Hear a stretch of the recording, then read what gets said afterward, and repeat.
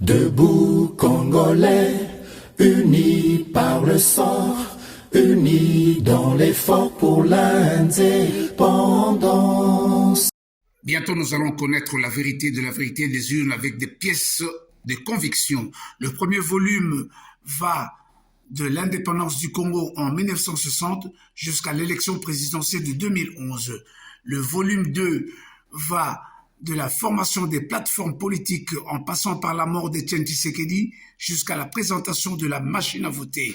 Et le volume 3 va de la création des plateformes électorales Lamouka à Genève en passant par les campagnes électorales jusqu'à la proclamation des résultats provisoires de 2018. Bientôt le volume 4 est fin et nous aurons toutes les pièces qui font découvrir quelle était la vérité des urnes.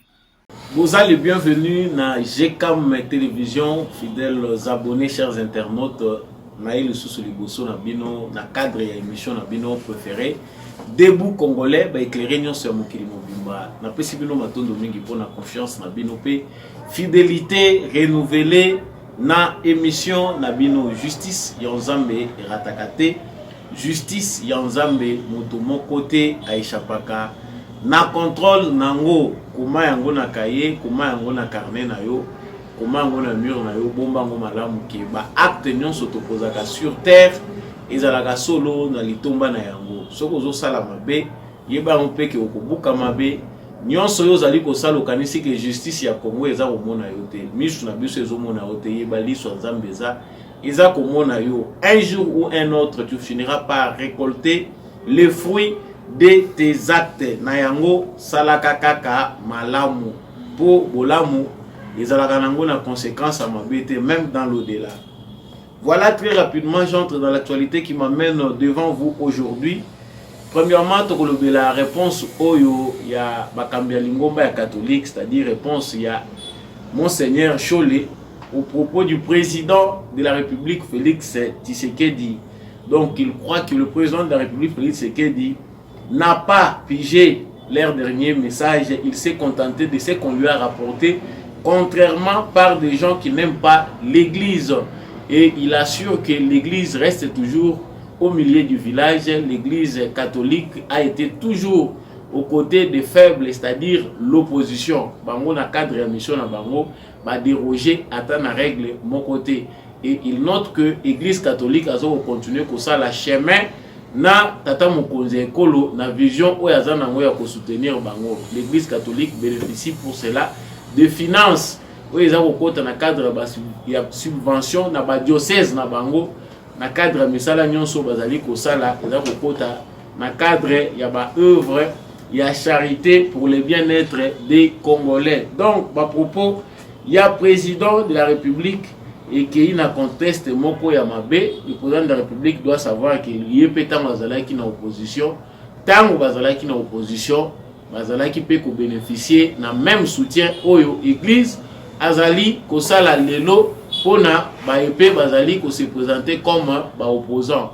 Vérité ou manipulation yo pe nanda ko se interpréter ki na lolenge na yo mais samba olonga na plateau oyo aza ko éclairer bino to ba solo soki abe Cholé bien Monseigneur Cholé azana raison to te doit-on laisser la Senko na katia dérive wana ou bien Senko azana yena raison église catholique mobimba bakambi bazana raison par rapport à la prise de position na bango vis-à-vis ya Félix Tshisekedi.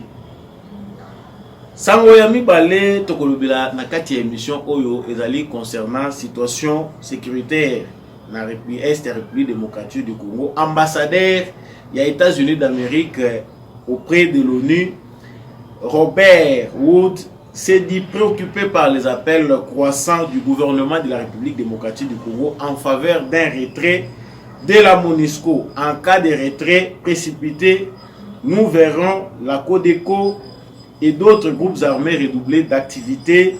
Il y aurait davantage de massacres et la crise humanitaire s'aggraverait encore du fait notamment des violences sexuelles et autres. Donc, ce diplomate a prévenu que MONUSCO na kati République démocratique du Congo soka ki et cause la drame. Donc, bango bazali inquiété na souci oyo peuple congolais azanango souci au gouvernement congolais azanango pour na précipiter départ ya MONUSCO. Que pensent les Congolais? Nini pende za koleka autour ya ligambo partira pas? Que reste-t-il de la MONUSCO? Est-ce que le Congo restera-t-il engagé éternellement avec la MONUSCO? Faut-il intégrer la MONUSCO dans la politique sécuritaire de la République démocratique du Congo, conformément à la pensée de plusieurs pays de la communauté internationale? Boza ebele eza kopesa bino kanda na bandako. Si je wana te bango pe tokolobela ngo. Pendant ce temps, tokolobela pe lisusu délégation moko ya Union européenne. Bango pe baza favorable na révision ya mandat ya force régionale. Tango force régionale azali critiquer vivement pour na musala asali pendant 6 mois, vous allez kokende une année yango yo na kati ya République démocratique du Congo. L'Union européenne na délégation na bango oyo baye na Congo baketi na Goma. Baza ko trouver que ezali normal to revoir mandat ya force régionale ya East Community, East African Community, pour comprendre prononciation en anglais, donc bango baza d'accord que tout prolonger mandat ya EAC. Mais qu'est-ce qui se passe réellement à l'est de la République démocratique du Congo? Est-ce que le Congo n'est pas capable d'assumer le départ ya MONUSCO na force Oyo ya régional ya EAC? Nous y reviendrons. Souvenons-nous aussi que Moussa Faki azalaki koloba que problème nene Oyo République démocratique du Congo o ba dirigeant RDC baza nango c'est que balingi ko collaborer te na ba M23 balingi ko négocier na bango te. Nous parlerons aussi de ce sommet lisusu pour la 4e ou 5e fois Oyo ezali koleka na Luanda. Président de la République Félix Tshisekedi akei na Luanda et pas wapi ba organisation régionale SADC, CEPERGEL, IAC, CEAC bango nyonso baza réunis sur initiative ya Union africaine pour na kolobela likambo ya situation sécuritaire à l'est de la République démocratique du Congo, pour trouver ba solution d'ensemble, pour harmoniser ba point de vue par rapport ya ba organisation nyonso ya région couper sa point de vue moko na makambo ezali koleka na est ya Congo. Ba observateur, ba analyste belé baza kotuna pour quel intérêt Congo a ko bénéficier nini.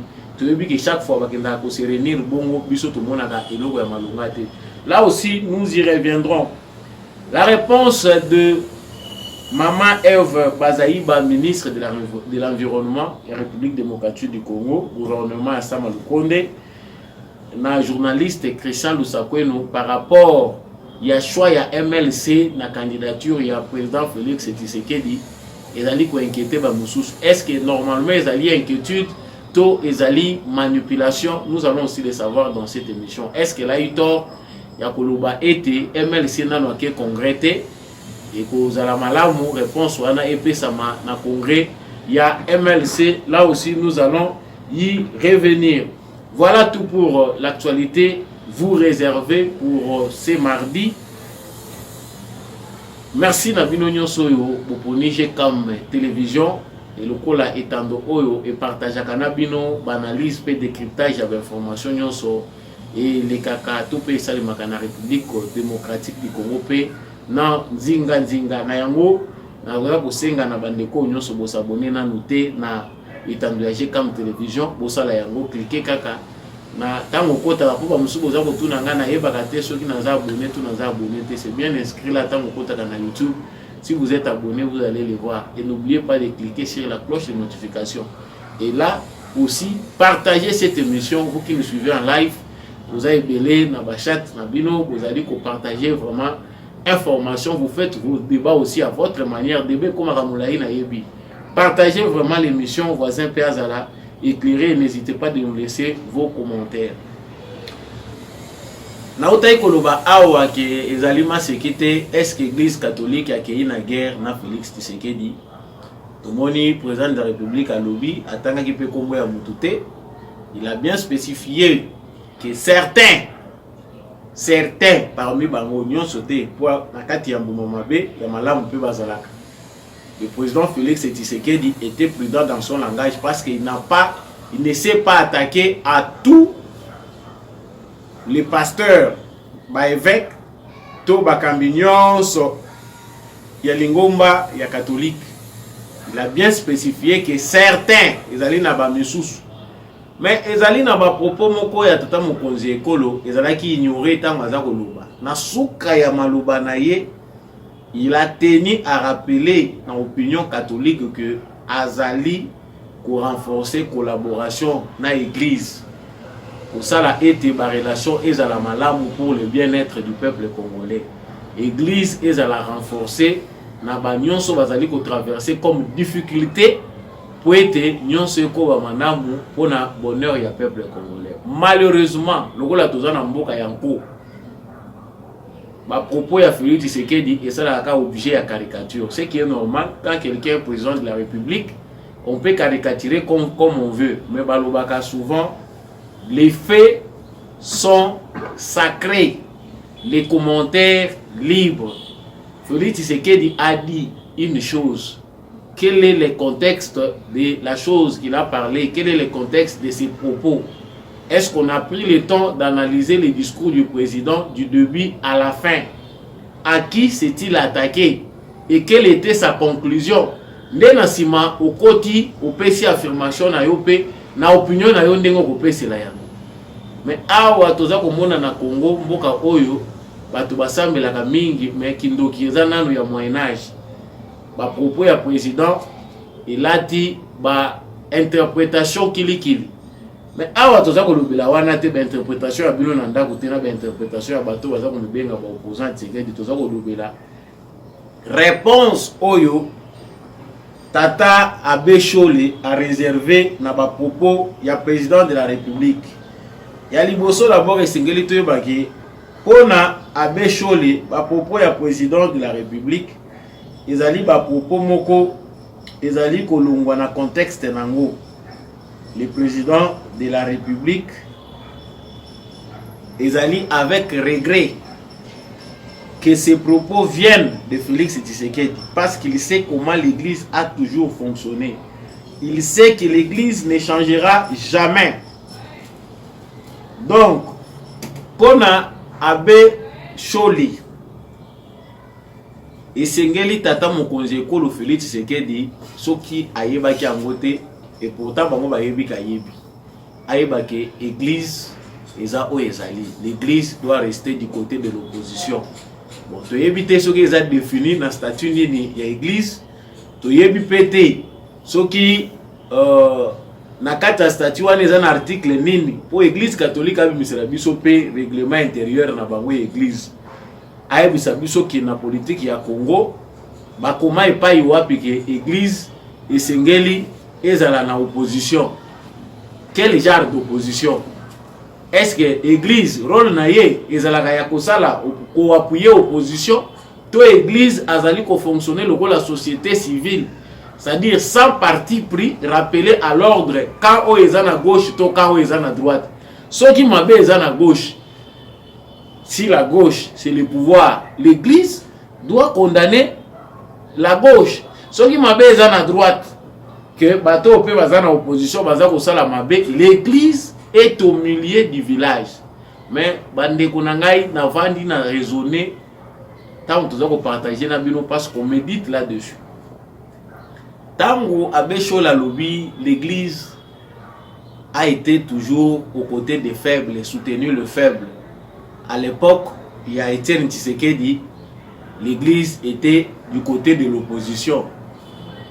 Donc, l'église a soutenu qui bateau bazaki dans l'opposition parce que dans le moment où on a ba faible les alaki bango. Mais nazo yebate démarche logique oyo Abbé azana ngoko présenter biso. Nazo yeba pété ba grade à moi ya catholique, ceux qui monseigneur, ceux qui Abbé makambo bakisi le PG bien.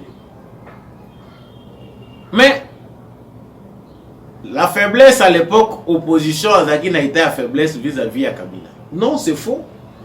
Ce n'était pas une faiblesse. La raison était du côté de l'opposition parce que les actes posés par Joseph Kabila, ils allaient qui violé ba liberté ya ba congolais ezalaki kokende en dehors ya mission lui consigné ya président de la République gouvernance na ye ezalaki mabe.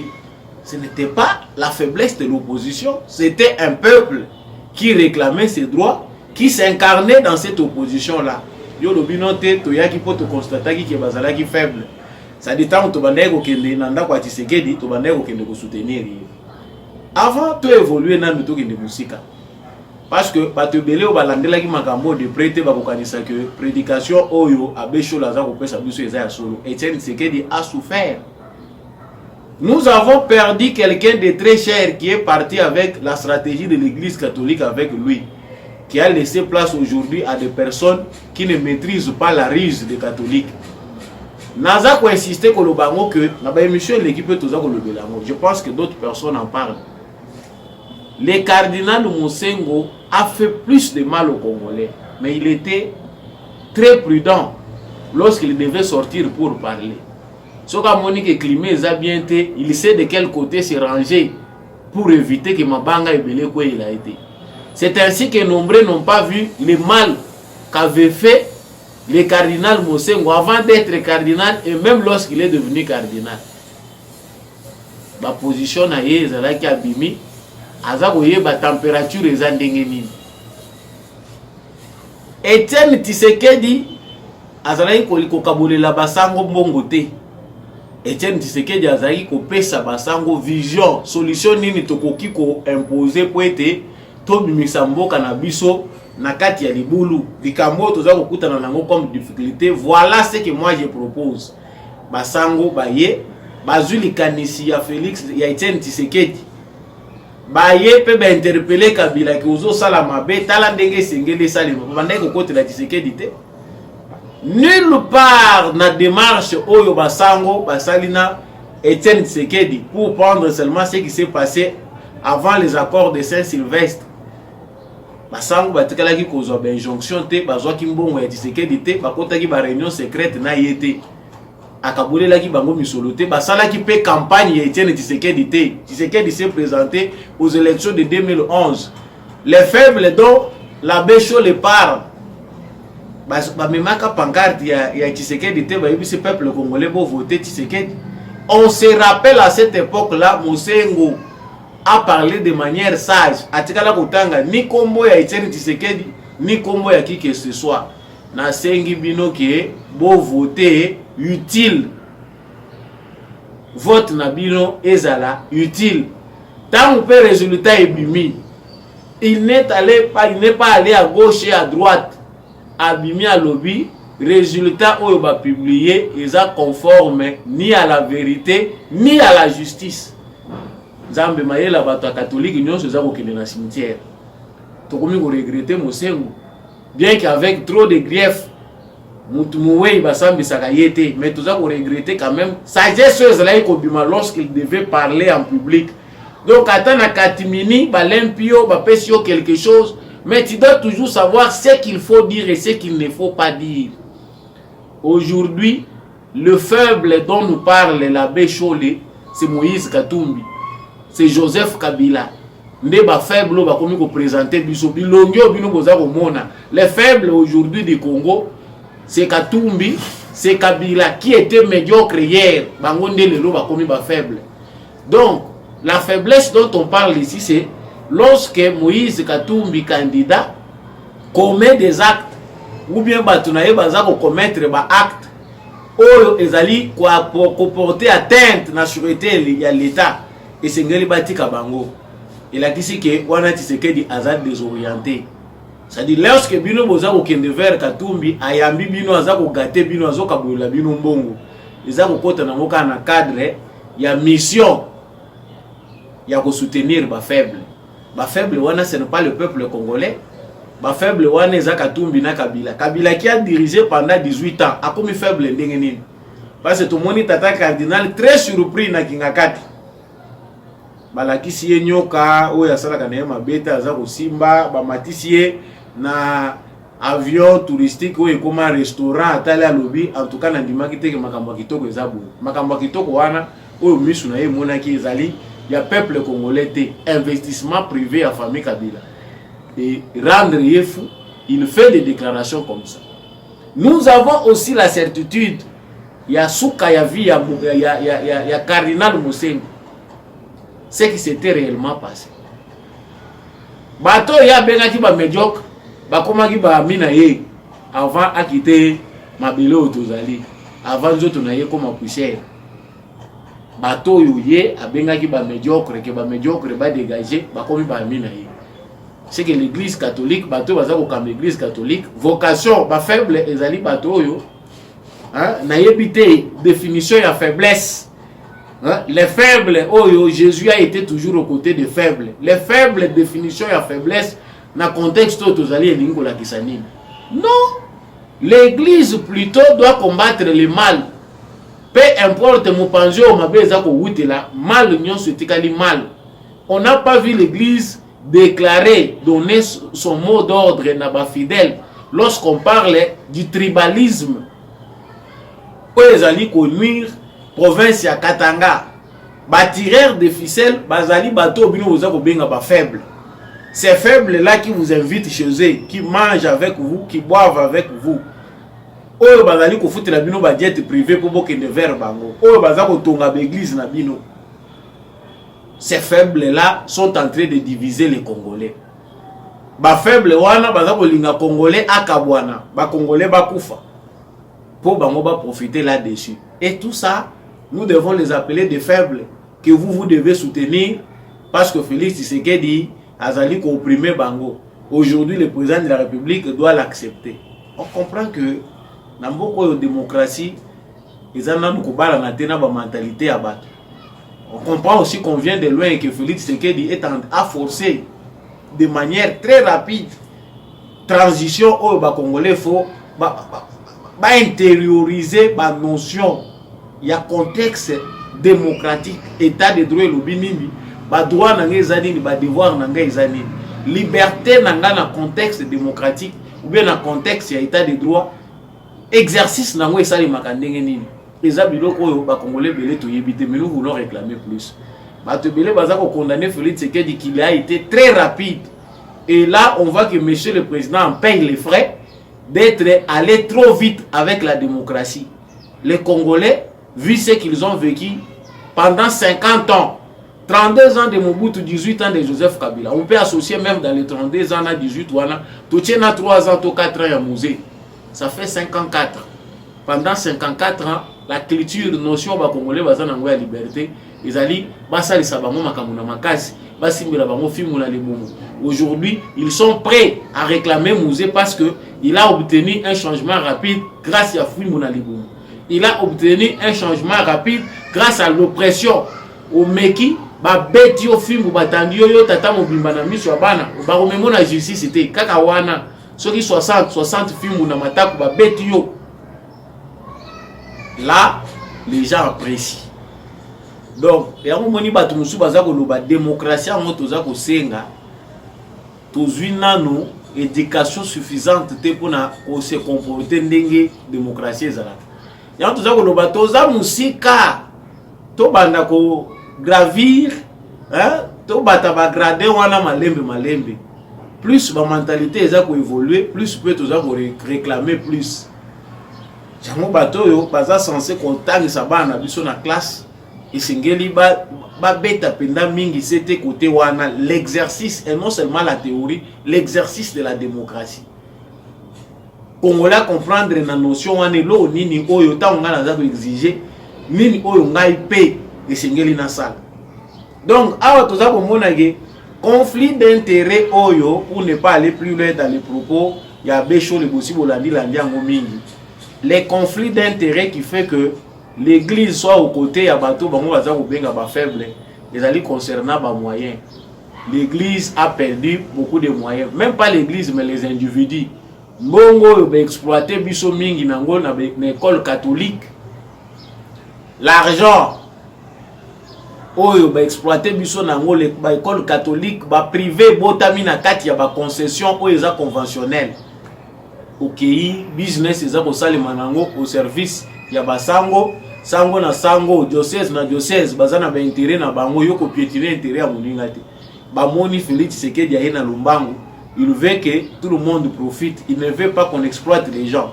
Gratuité est d'abord à la base, rupture à monene yangwana. Kati malewa, 60% de leurs intérêts vont en fumer au profit de l'ensemble. Biso nyonso Congo. Toko ko exploiter ba parents boyete. Batikali baza ko exploiter biso encore jusque là na humanité. Comme si ce n'était pas suffisant ba moni ke mbongo ezoko kate. Il faut toujours ba recourir na ba moyen ou eko ko permettre bango que non seulement l'église est joie, mais bango va faire fonctionner parce que cardinal na cardinal azoya. Toko ko citer bino makambozo le kate na église catholique. Chaque cardinal détruit à petit feu l'histoire de l'église catholique. Concession ya batuna kombo ya mutu mususu. À l'occurrence Saint Raphaël. Bayebi ki wane za Saint Raphaël, histoire ya église tant concession wane ezali Raphaël wana. Musantu ya bakatolike wana mundele wana place wana za bongo. Cardinal Mosengo aye bakati parti bapesi pe yaye ba créer école ba créer soki na banini bapesi na kombo na ye. O wana passe ayaki na tour na ya sakata ki pays no parti. Donc ba concession nyonso conflit d'intérêts au sala ki oyo kuti concession ezalaka o réclamer que bakati la OPT ni yo po sala ba evre no na kati. Boko Congo munene ezali ba hectare ese la otonga pe ayo. Bazo wela bango nyonso kaka bisika ba ville ezali bisika oyo mbongo ezebele batila epeye moi parti na ya privé azwa ka pe mbongo yaka na compte na ye. Makambo papa lobaki awa na matoi na bango ekokota na ngote ça ne sert à rien. Bato baza déjà tellement aveuglé na baguerre injuste ils ont préoccupé bango. Donc en conclusion, le président de la République n'a pas tort. Bato ebele balobio il est sous la colère. Ba propos on a maîtrisé qui a monté. Non, il ne s'était pas drogué. Il parlait lentement, vous l'avez bien suivi, mais avec fermeté. Et à la fin, il a tenu une conclusion. Il n'est pas parti en guerre contre l'église catholique, mais contre la dérive dangereuse. Il y a certains responsables de l'église catholique. Certains responsables. Ba responsable de l'église catholique baza ko kendela makambo na lolengo eza yango ti. Ba responsabilité na bino eza ko suka wapi ya l'état eza ko banda wapi. Point ba. Ya biso toza ko loba division wana kotala makambo ndenge eza ko kende parce que tant on sait que dans zo loba ba tunsu bazo seka yango 145 territoires yango eza ko kende. Chaque jour qui passe, l'influence de l'église catholique diminue.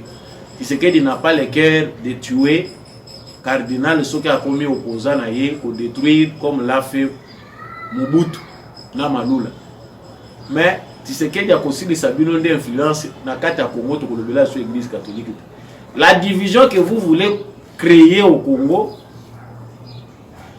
à votre profit, na profit à babayer de fonds na bino division wana ikozo kota de l'église catholique. Parce que là où on va bato belé basi ba comprendre plus tozo chama kelele bato bazo comprendre ce qui se passe au sein de l'église. Bato ba ko tolérer les sociétés, la division est déjà au sein de l'église. Tribalisme eza makasi na église. Tribalisme eza penda makasi na église. Oyo ekosala ke na mikolo koko ya to mon église catholique et panzani biteni église catholique ya Congo oyo eza église ya munene na Afrique mobile. Ba fidèle catholique belé ya Afrique bazande na Congo. Et qu'on pense à biteni parce que vous voulez que le Congo soit divisé. Le Congo ne sera jamais divisé. C'est l'église qui sera divisée si les fidèles catholiques ne sont pas prudents, s'ils ne savent pas qu'ils doivent eux aussi sauver leur église parce qu'ils ont conviction à Bino. Actualité à mi balé to zakolobela awa ezali maye ambassadeur américain Robert Wood ndenge boza komona lili na ye aza kolobela par rapport ya souci oyo Congo aza nango po ete MONUSCO abima. Alobi bango bazali très préoccupé na bappel oyo ezali ko se multiplier à gouvernement congolais pour que to obtenir retrait ya MONUSCO. Mais bango bazomona ke pona bango soki MONUSCO a se retiré de manière rapide, Codeco na ba groupe mususu armés recrudescence ekozala ba massacre ko continuer makasi ce qui va faire que la situation est comme en sous désastreuse. Yango bango baza prêté que Batika MONUSCO a l'ongwandenge wana de manière rapide selon demande du gouvernement congolais na RDC parce que na ba analyse na bango ezali ko cadrer te. Ba violence sexuelle ezali mingi, ils ne sont pas vraiment préoccupés que MONUSCO akende. To bandana na ba propos ya ambassadeur ya nation parce que il représente l'opinion américaine na Nations Unies, na Conseil de sécurité des Nations Unies. Lorsqu'il parle comme ça, dans le Conseil de sécurité des Nations Unies, c'est l'Amérique qui parle. Donc, l'Amérique azali ko kanisa nini pour la présence de MONUSCO oyo. Peuple congolais, gouvernement congolais, balingi lisusu te, balingi ke babima. Amérique ou azali partenaire privilégié de la République démocratique du Congo. Alobi que eza possible que bango bamona makambo ndenge wana MONUSCO akoki kokende bande ko na ngai ce pays Congo toza komona eza nango miliki ya mutu nyonso bituma toza kobunda batu peut-être baza ko résumer on a ba querelle na biso interne. Pour certains l'analyse s'arrête seulement à ce qu'ils voient de leurs propres yeux. Ils ne peuvent pas aller plus loin pour comprendre bitumo toza kobunda tozo bunda ngona banane qui nous en veulent réellement. États-Unis d'Amérique, partenaire privilégié à Congo, a dit que ça fait plus de 20 ans que l'ONU ne fait rien au Congo. Mission il y a Nations Unies na Congo pendant 20 ans. Les alliés, chaque fois qu'on a couché dans la résolution à Conseil de sécurité, tout le temps, ils allaient qu'on se transformer quand on a un rapport expert parce que l'Europe peut-être va te rapport au début c'est à Rwanda ils a sika ya monde mutoye na makanisi makasi ndenge porte-parole ya gouvernement na biso alobi rapport ba condamner Rwanda balobi on a vu tant de condamnations, on a vu tant de résolutions concernant la situation sécuritaire dans la République démocratique du Congo. Au finish, tous les pays membres de la communauté internationale ont résolu de manière politique de mettre le Congo sous tutelle. Parce que l'Europe de manière politique. Dans la forme, dans l'application du droit international, le Congo est un pays souverain qui doit agir par rapport à la sécurité. Mais dans le fait, au fond, forme yangwana, État souverain, bazana gouvernement, bazana basoudan bango, bagosal. Dans le fait, nous sommes sous tutelle. C'est-à-dire, nous ne prenons pas une initiative sur le plan sécuritaire sans que les Nations Unies azala au courant, topé, apé salikani sinaï. Voilà ce qui bloque même l'action que nous pouvons mener contre le Rwanda. Nous faisons la guerre avec tout le monde. Donc, awa blocage ya ONU et Bimana Congo et des États-Unis d'Amérique. Les Américains disent non au départ de la MONUSCO. Mais que fait la MONUSCO à ce stade dans la République démocratique du Congo alors qu'il y a encore une force sur place, Oyo et Zali, force régionale, soutenue toujours par les Nations Unies. Nations Unies, Azali pour soutenir force régionale et la communauté des États de l'Afrique de l'Est. Oyo, baye, aux yeux du peuple congolais, et constat à Congolais à mer, ça l'appelle le côté. Nations Unies, cette fois-ci, nous soutenons cette force régionale composée de militaires venant de tous les pays à région pour expérience tout éradiquer définitivement les groupes armés. Le constat est que la force régionale est là, mais elle ne répond pas aux attentes du peuple congolais. L'ONU aussi pendant ce temps résiste. Maintenant comme une organisation humanitaire ou bien une organisation d'observation, bavandi na bango, baza ko résister ba lobby, toujours mona évolution eza ko kende malamu te, yango biso esengeli to tikala wana. Que dire? Parce que biso tozala ka mbangu ya kozwa, soki boyoki nouvelle moko ya malamu du côté États-Unis, bolobia ebongi, biso ba émotion ese la biso. Kouta tobandi kolanda makambo yo, toyebaki te tobandi koyeba. Tozalaka lisusu chote na komona nouvelle ya solo ebimi au département d'état américain lobby ngana yoki na mutema na nga pe pesinga esengo. Je ne suis même pas préoccupé. Non, ils ont condamné encore le Rwanda ça ils ont intéressé biso ata mukete. Ba blessure toza nango lokuta o biso to vivre parce que compassion ya lokuta, empathie ya lokuta à travers des déclarations fallacieuses, tout aussi to vivre yango bané na bané, mbula na mbula yango to mona.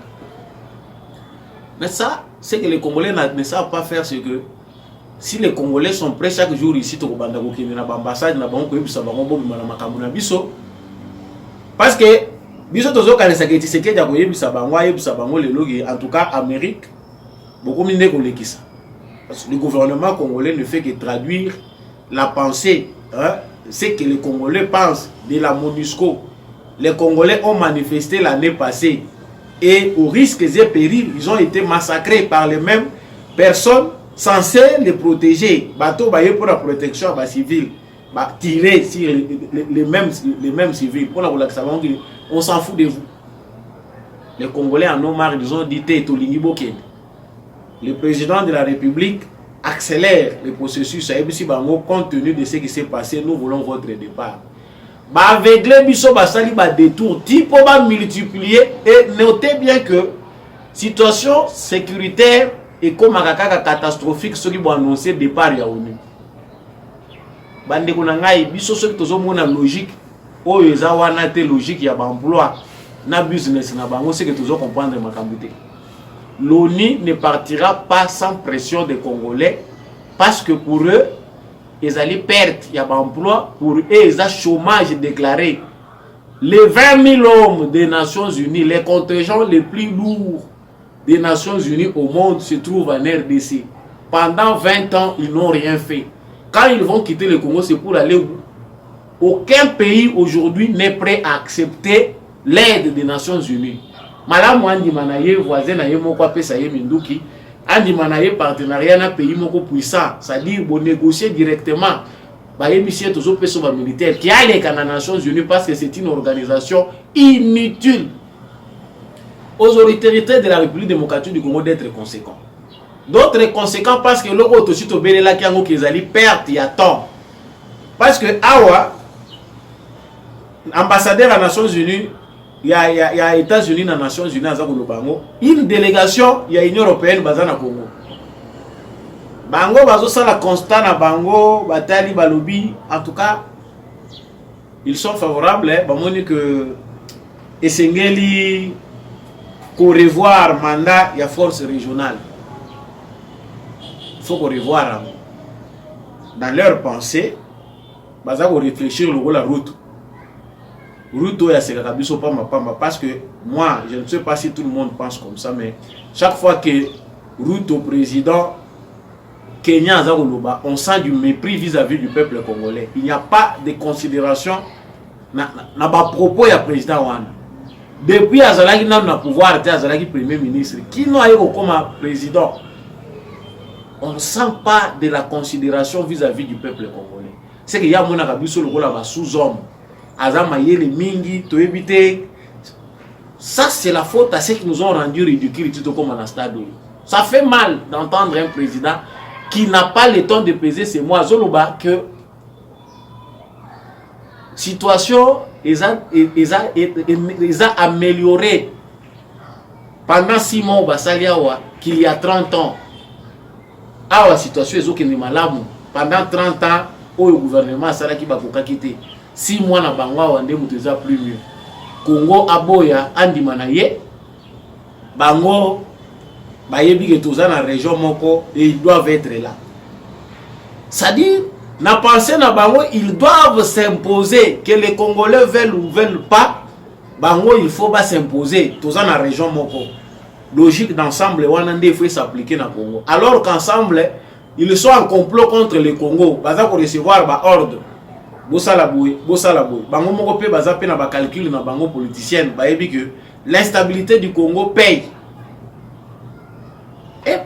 Et trouve normal, il faut revoir le mandat de la force régionale toyebi ke M23 baza prêt ba ko kindo cantonné baza ko luka ba région ya ko charger nango gouvernement congolais. Non, ce qui M23 s'est cantonné, c'est parce que le gouvernement congolais n'a pas encore chargé un endroit. Et c'est comme vous qui nous retenez dans la Zamba, vous êtes dans la c'est que bâti dans la ville, baya na bango na centre-ville, baya kotika bango. Donc il n'y a pas d'endroit précis. Ba réunion bino bande ko multiplier belao parce que na moment toza ko luba awa. Fati na Luanda basi bakutani. Sadek, CPRGL, EAC, CAC, na initiative à l'Union africaine, les Cambouya Congo. Ce qui fait mal, attention sur le communiquer, c'est que ce ne sont que des discours lorsque ceux qui bakabwani mutuna mutu aza ko répondre na logique ya bateau baza ko contrôler. Koto yo France aza ko tirer ba ficelle, aza ko tsa sonu songi koto aux États-Unis a une logique na ye au finish que devons-nous retenir biso toko kozela nini. J'allais même ici oublier Moussa Faki pour lui. Parce que l'initiative baza kokutana nango na Luanda o bomoni ba président o nyonso basangani baza kokutana. Ezali initiative ya Union africaine pour na likambo ya Congo.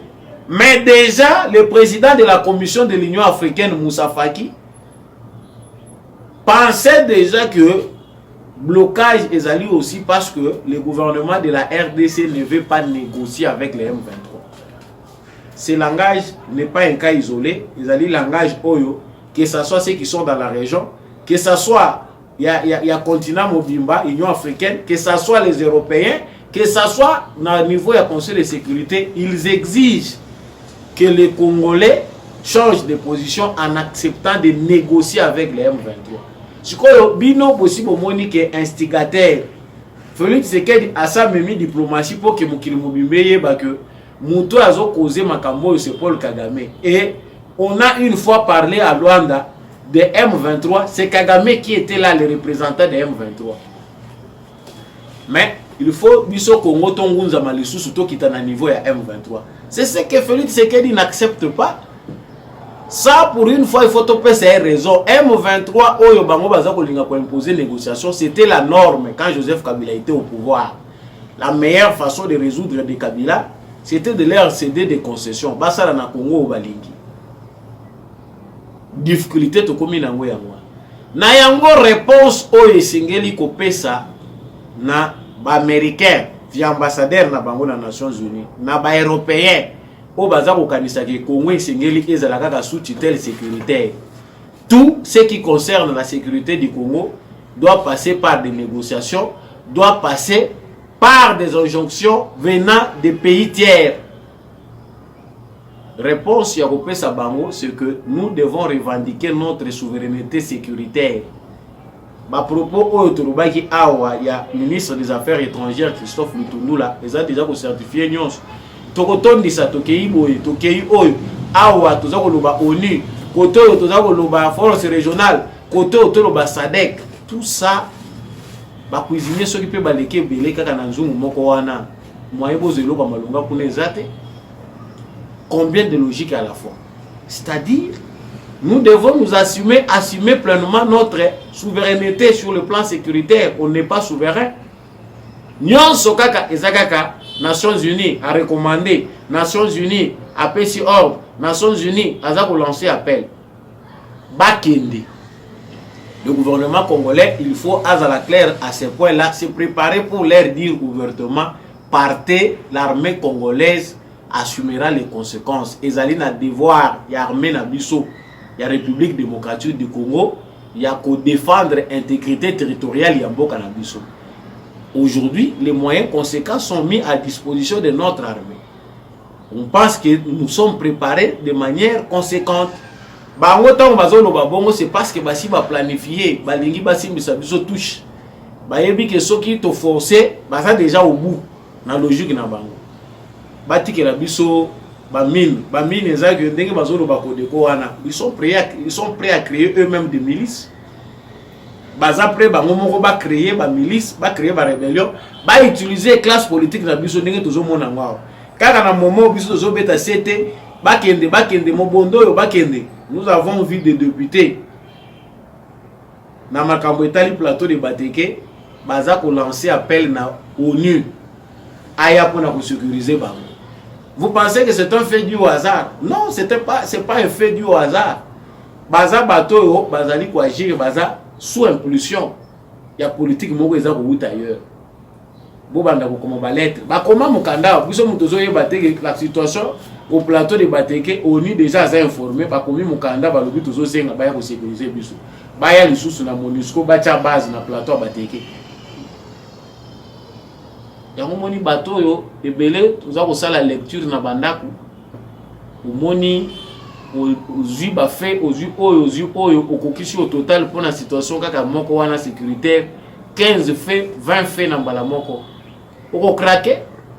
Alors si vous n'avez pas la maîtrise oyebi makambo côté utakite oyini Tshisekedi oyini Congo suka nango okatisi na Brazzaville pe kuna bazozela bino donc asi que kimia ngoyo kokuta ngowa kimia c'est nous devons nous organiser ici que notre armée se prépare à assurer la relève. Ça fait longtemps que ba pays tiers bazako piétiner sur devoir na biso. Notre armée n'a pas de valeur lorsque chaque fois ba il faut bayaka pour na combattre sous drapeau na biso. Ba kondima ko kufa wate yango moni alatine tenu ba ye bien armé et ba komi ba politicien. Bazo préférer na bango dialogue bitum. Parce que mutu moko ta kondima ya ko perdre vie na ye na makambo etali ba congolais mboka munene lokola Congo. Bana na bino bakufa pona mboka na bino te me bapa ya ko kufa bazo ndima na bango te banda ba ya yo so yoki soda moko ya force régionale akufi na mabele ya Congo pona makambo oyo non. Les militaires onusiens bakufa na kanda ya ba groupe de pression bakutani na bango na mbiscade pas bazupe masasi bakembeka. Mais dans la plupart des cas chacun voit ses intérêts. Que le gouvernement de la RDC soit conséquent. Parce que biso mingi ba erreur ezolanda biso ezaka ba erreur ya non préparation. To komi na ngokaka na point wana o awa to koya kaka devant fait accompli. To komi ko lukato improviser. Non, préparons-nous conséquemment to benga na bango. Mettons nos militaires partout. To komi awa lelo na politique ya ba réserviste. Bandeko na biso pe bozolanda biso ebele oyo ndeko sambolonga yo makamu ya ba wazalendo na bakodeko yo mona kangote yo bokondana ka bango biso to kondana ka mutu te. Tout Congolais a le devoir de défendre sa patrie. Et ça constitutionnel. Ce que vous savez dans les normes. Félicitations. Mais ne vous attendez pas que biso to ya soutenir bino là où vous savez lire votre constitution. So yo okay ba kuti okomi ko voler ba sabato. Okay yo lobi ko zo défendre patrie okomi ko yiba bantaba bato. Non. Les groupes, les mouvements de pression, les militants, pour la cause de la patrie, le lot avec Félix Tshisekedi, pour se sentir en danger. Ce qui a solo pendant un souci qui est défendre face à ce qui se passe aujourd'hui, il faut s'engana. Vous avez la même morale dans l'armée. Donc, c'est par là pour la ressource qui s'appoint wana et singeli toye que les Congolais doivent être debout à l'est comme à l'ouest. Il faut bien surtout dans un état d'alerte. Il y a des préparations en cours des salima. Les services de sécurité ne peuvent pas mettre tout sur la place publique. Néanmoins ceux qui sont matures savent de quoi il s'agit. Et singeli biso te toya ko sala banalise na makambo ba sala canaliste. Ndeko samba olonga pourquoi tel sujet yo linga ko aborder en affronter ou suka makambo likolo. Il y a des choses oyo okei ko fouter parce que ozokota na domaine réservé ya sûreté de l'état. Et ça na makambo esengeli ko zwa likolo tant yo alerter bato tie bato en danger o tie milimo wa bato muto azo mimona en danger mayebi danger ngo eske zo bimelate. Cela aussi c'est grave. La communication est une responsabilité. Tant ozo communiquer za la pe responsable ya koyeba conséquences ya makambo yo za kolo.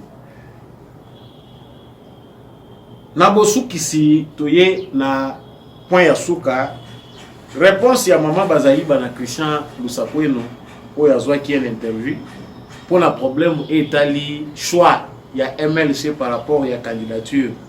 Est-ce que MLC a appuyer Félix Tshisekedi topé baza kozela nini to landa na vidéo wana sima toye pona kusala commenter. Longue histoire. Oui. Alors, en quelques mots, je peux dire, nous étions justement choqués. Moi, ça m'engage que moi, ce que je vais dire actuellement. Après les élections, nous étions choqués de ce qui est arrivé, choqués comme la Mouka, parce que on s'est battu et on a été convaincu d'avoir obtenu la victoire. Bon, ça s'est décidé autrement. Nous avons vu le président décidé autrement. Oui, les résultats justement. Étaient autres. Oui, bon, les résultats étaient autres. Ça dépend du français que vous voulez utiliser. Donc, Maman Bazaïba a fait réponse moko ezali logique, bien structurée. C'est vrai politiquement, les MLC est dans une plateforme qu'on appelle Union Sacrée. Plateforme Oyo ezali autour il y a Félix Tshisekedi. C'est sans difficulté, ezali sans discussion que tout yebi que MLC le fait que Bakoti Kuna Jean-Pierre Bemba a accepté d'être ministre de Défense, F. Bazaï Baza ministre du gouvernement de Tshisekedi. On sait déjà qu'à quelques jours des élections, ça montre déjà facilement politiquement que le MLC est engagé aux côtés de Félix Tshisekedi. Mais lorsqu'il s'agit de la procédure, Maman F. Bazaï Balobi que le MLC va se prononcer au Congrès. Congrès de Moutekolobango. Mais c'est ça, la valeur juridique. Il y a décision où sa poids. Chaque parti politique, normalement structuré, organisé avec un statut, bazali na ba membre na ba cadre na bango, bakobanda na base na bango pour expliquer le pourquoi de leur démarche. Ils vont convaincre leur base pour l'accès bango pourquoi nous portons notre choix à tel candidat. Parce qu'il n'est pas tard. Ceux qui balobi que bako se retirer, c'est logique. Parce que dans un bateau, les lots baboti songi, baza luka sur la toile, makamoni no esengeli ba lokota pona ko diviser Bemba na Tshisekedi.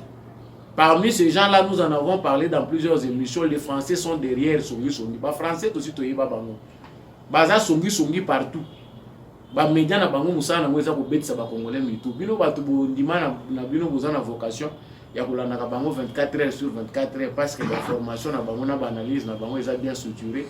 Tout souhaiter une bonne chance pour continuer dans la colonisation. Il y a plus de valeur.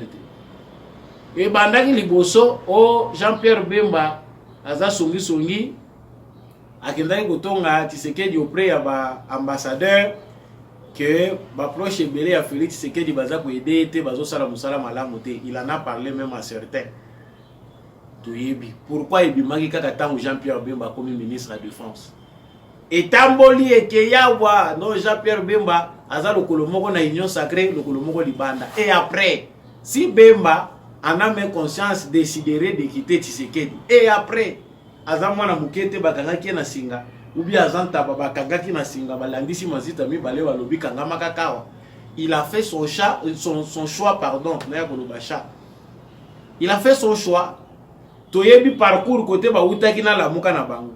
Tout ce que Bemba avait dit comme propos contre Félix Tshisekedi, aujourd'hui, il justifie son choix, pour justifier position Azalelo par rapport au ralliement au camp du peuple. Les alliés de décision patriotique, naza républicain et sengeli nazala wana pe pona apporter Pierre Nangai. C'est ce qu'il a dit. Bisika nyonso aza kokende, c'est Tshisekedi dont il parle. Bon, bino boza ko luka basili. Tu éviter ceux qui ont bien besoin de pembeni wana nde ya mweboti ma ezana basili tu éviter. Donc Jean-Pierre Bemba est un pied dedans, un pied dehors parce que Bazaï balobi qu'il faut congrès MLC quota. Ça entre, c'est trop terre à terre pour les analystes congolais. Concernant ma propos à maman Bazaï bakoloba été ba élection il y a 2018 bazalaki surpris. Ils ont fait sa besoin sur mayele. Bazalaki surpris, ils se sont battus corps et âme pour être l'élection va gagner en Goye, va gagner en mais bazalaki surpris, dans le résultat, les ont décidé comme tel. Et ça, manière politique, il y a se rattraper. Politique peut bailler pour la gamone à Koboya pour la monoka pour faire manios. Parce que Makambo lobby le pour rattraper le lobby. Loba mouké, Fanda Kimia, parce que Malobana yo, il occupé kobundisa yo lobby et kokipe ko soutenir yo lobby. Kaka ndenge balobaka la vie et la mort sont au pouvoir de la langue. Tika ba question aboye landa yo. Maman Bazaï avec un tricheur, je ne peux pas. Aujourd'hui, c'est difficile à défendre maman. Nous maîtrisons que Maman Ève Bazaïba est aujourd'hui avec Félix Tshisekedi parce qu'à comprendre la vérité.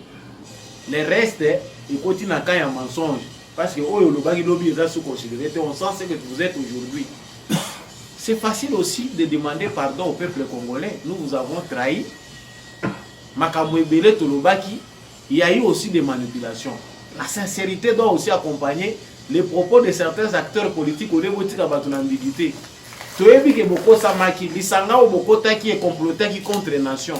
Il faut aussi profiter de telles occasions pour se racheter auprès des Congolais. Et non, comme politiciens aux détour. Non, je m'assume, nous avons été surpris parce que nous étions hier. Non, maman. Ils ont occasion en or, passe en or.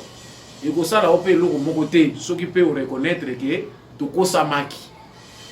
Et que ça, là, on peut le côté, qui m'ont gaillé foutu à nangote. Émission, il y a le loi Sili, tout le monde a bendé le sika aux amis, par baisser toujours dans mon thème. Na pesi bino mato de mingi bozo continuer ko pesa ngai confiance pour te na numela bino banalise ya basango ya Congo na numela bino décryptage ya information soko sepela ki na analyse oyo partager yango tikela biso pe commentaire depuis ville nini depuis pays nini à travers le monde o sepela kana banalise asamba olunga pe ozali debout congolais mato de mingi na bandeko balandi biso depuis Allemagne.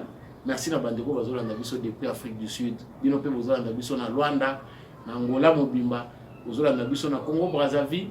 Vous nous suivez de partout. Bamboke leka kebele que nazana na choix.